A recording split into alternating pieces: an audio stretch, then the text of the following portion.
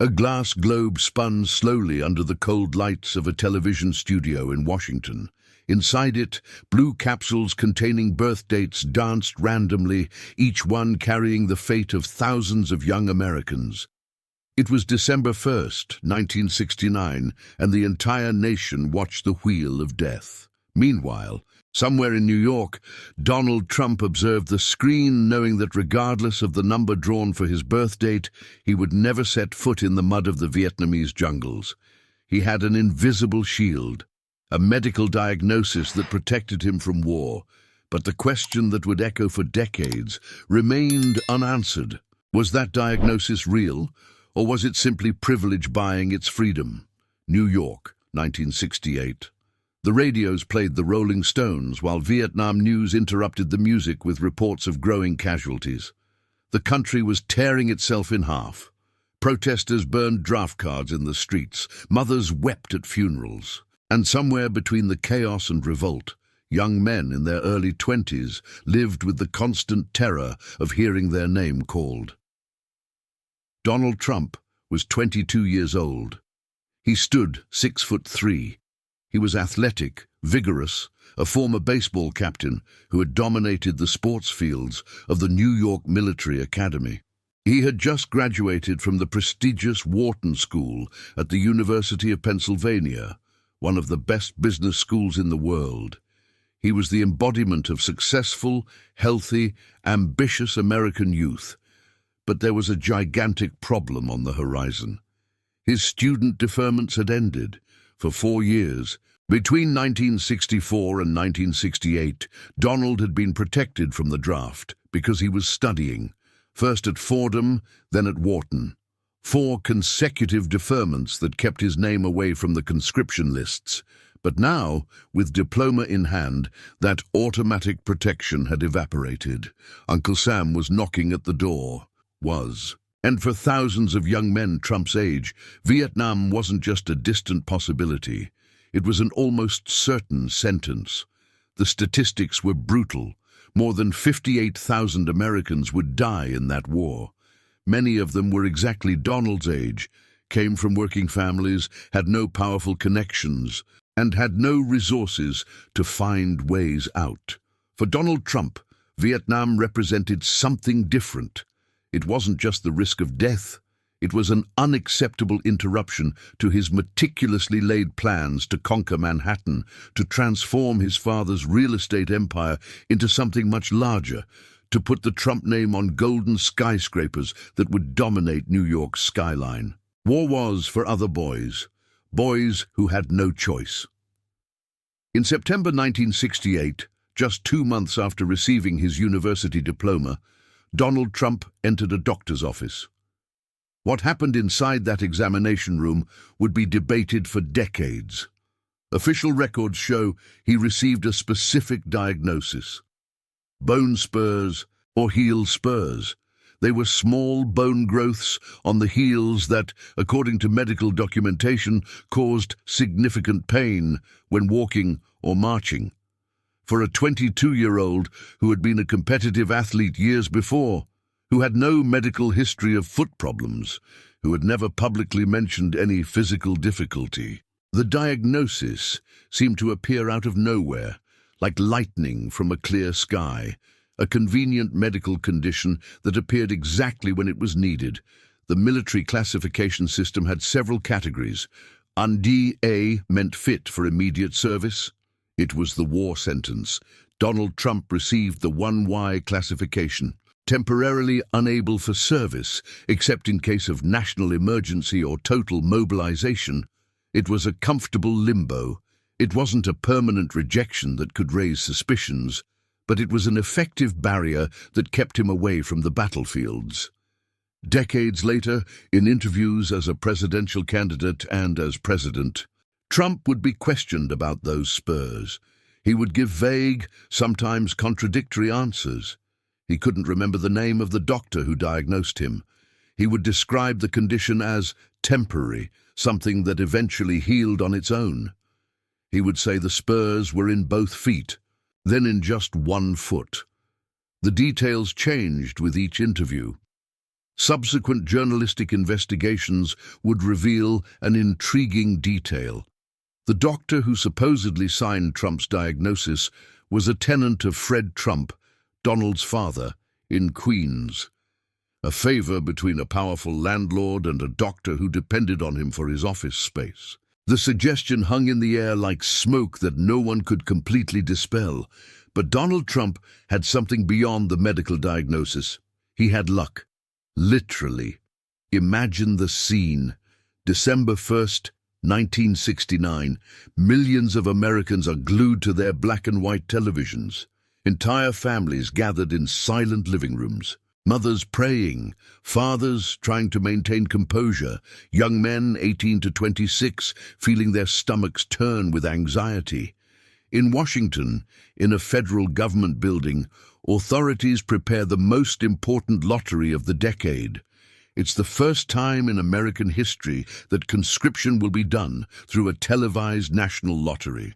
366 blue capsules, one for each day of the year, including February 29th.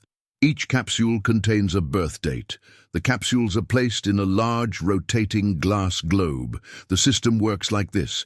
An official will remove the capsules one by one. The first date drawn receives number 1. Those young men are the first to be called. The second date receives number 2, and so on. The higher the number, the lower the probability of being called to war. It's literally a national-scale Russian roulette. The cameras start broadcasting. The globe spins. A heavy silence takes over the studio. The first capsule is removed. The official opens it and reads aloud, September 14th. Number 1. All young men born on September 14th have just received their sentence. They're going to Vietnam. The process continues. Each number called is a combination of relief for some and absolute terror for others. Families frantically take notes. Newspapers prepare lists. It's a surreal scene of a country democratizing tragedy, making death a matter of mathematical luck. Donald Trump is watching from somewhere in New York. He already has his medical deferment, so technically he's protected, but the lottery still matters. It will reveal where Trump would be in line if he didn't have the bone spurs. Would he be one of the first, in the middle, or would he have escaped anyway? The globe continues spinning. The capsules continue being removed. The numbers rise. 30, 50, 100, 200. The tension in the nation begins to dissipate as higher numbers are called. Those who draw above 300 probably will never be drafted. There are simply too many young men ahead in line. Then, late in the broadcast, a specific capsule is removed. The official opens it, reads the date, June 14th. It's Donald Trump's birthday. The number assigned to this date is 356. Out of 366 possible, Trump drew number 356. Even without the bone spurs, even without the convenient medical diagnosis, Donald Trump would hardly have gone to Vietnam. His number was too high. Drafts rarely reached above 250. He had received a double stroke of luck. A medical diagnosis and a lottery number almost impossible to be called. Think about that for a moment. Have you ever won the lottery? Ever had that kind of luck that seems to defy the odds? Ever felt like the universe conspired in your favor while others around you face the worst? Leave it in the comments if you've ever experienced something like this. Because what happened to Trump in 1968 and 1969 wasn't just luck. It was luck multiplied, stratified, almost obscene in its abundance. And then, as that number 356 flashed on television screens, two completely parallel worlds began to unfold. On one side, the suffocating jungles of Vietnam, 20-year-olds waking up in muddy tents, uniforms stuck to their bodies with tropical sweat, the smell of diesel and gunpowder in the thick air, the constant noise of Huey helicopters cutting through the sky, the crack of M16 machine guns, the shout of incoming when enemy mortars tore through the night. Boys who 3 months earlier were at prom now carried friends' bodies in black bags. In devastated villages, where the line between civilians and combatants disappeared in the confusion of guerrilla warfare, American soldiers faced an invisible enemy. The Viet Cong emerged from trees, from underground tunnels, from the shadows themselves. Each step could be the last. Landmines waited patiently under fallen leaves. Sharpened bamboo traps pierced boots and flesh with equal ease. At night, when they managed to sleep, they dreamed of home, of the safe streets of their towns, of their mothers, of normalcy. Many wouldn't return. 58,000 names would be engraved on a black wall in Washington. Others would return physically whole but mentally shattered, carrying ghosts that would never leave them in peace. On the other side, the bright lights of Manhattan. Donald Trump, impeccable in his custom-tailored suits sewn in Italian tailors, walked through his father's construction sites. There was no mud, there were no mortars, there was no fear of ambushes. There was only the smell of fresh concrete, the sound of cranes lifting steel beams, the rustle of contracts being signed. He was planning, always planning, how to transform Fred Trump's modest housing projects in Queens into something much larger. How to invade Manhattan, the territory of the real estate titans.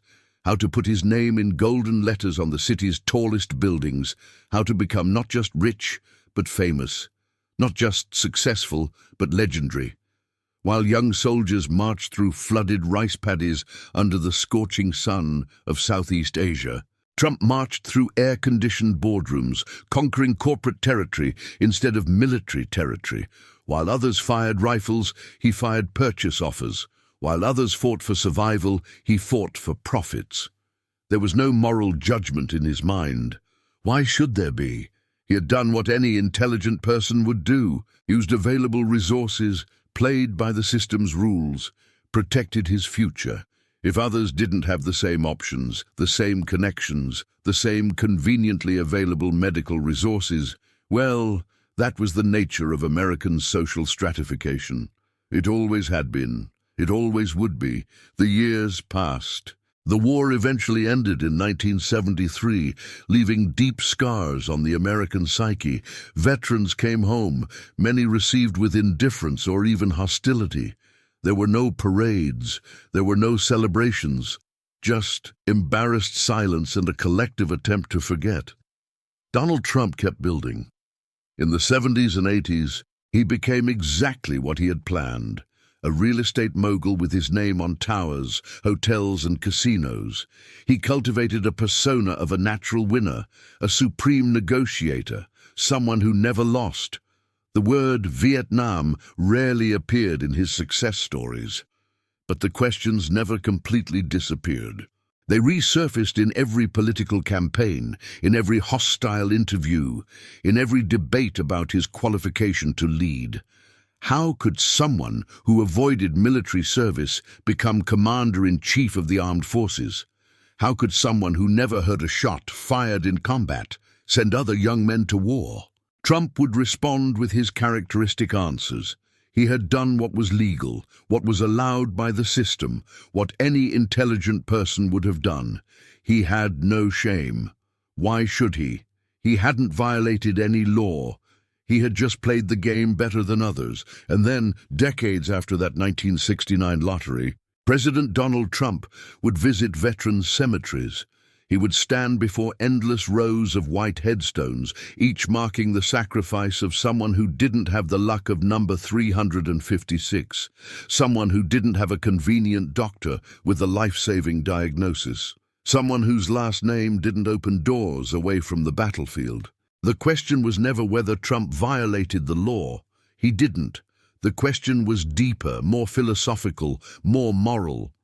In a democracy, when the nation calls its young for the supreme sacrifice, is it acceptable for the rich and connected to buy their way out while the poor and disconnected march to death? Number 356 wasn't just a lottery number. It was a symbol of the American life lottery, where your birth zip code, your parents' bank account, and the surname on the door could determine whether you came home on a plane or in a flag-draped coffin. Donald Trump survived Vietnam without ever being there. And in doing so, he became the perfect symbol of an uncomfortable truth about the American dream. That not everyone plays by the same rules, that some are born with invisible shields, and that luck, when combined with resources, can completely rewrite destiny. If this story made you question how privilege works, how luck and power intertwine, and how some people play life's game with marked cards, leave that like on the video. Subscribe to the channel and hit the bell icon for more stories that reveal the hidden truths behind public legends. And tell me in the comments, do you think Trump was smart for avoiding the war? Or did he have a moral obligation to serve like thousands of other young men did? Let's debate. And if you want to know other stories about power, privilege, and the choices that define legacies, click on the next video that appears on the screen. See you there.